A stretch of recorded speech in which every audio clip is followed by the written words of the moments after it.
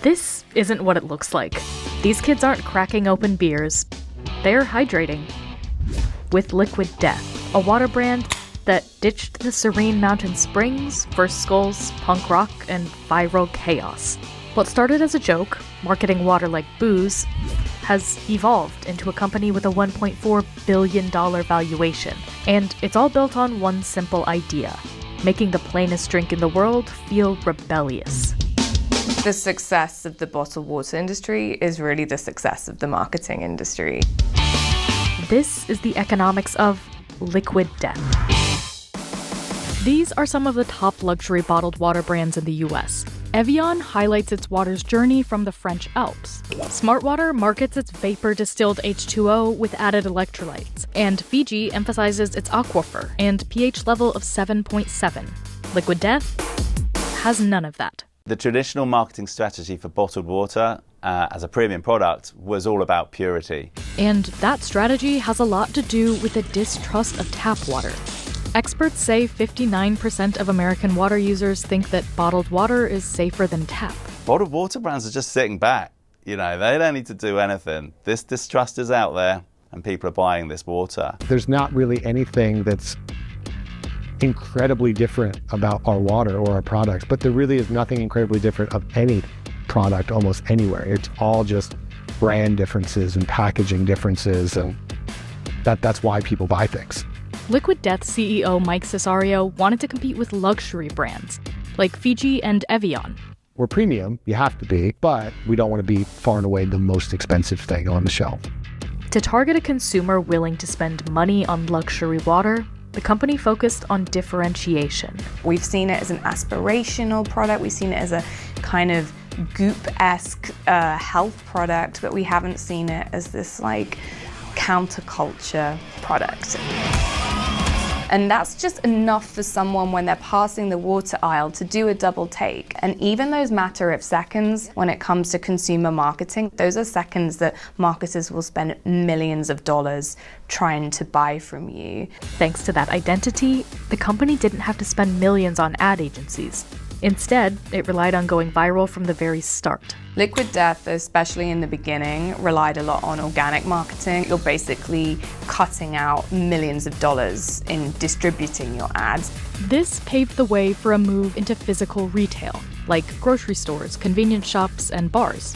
A really good thing of distribution that they've done is getting into bars quite early on. You know, we don't really see that so much with the newer soda brands, for instance, which prioritize retail and wholesale. The company targeted audiences in places where it would want its cans photographed and shared. A 2021 partnership made Liquid Death the exclusive water sold at Live Nation concerts nationwide. So many people have told us, yes, the first time we ever heard of Liquid Death or saw it was at a festival. And then eventually you have to imagine those people then see our marketing elsewhere. And then, or the next time they're in a store, like, oh, there's that water that I had at the concert.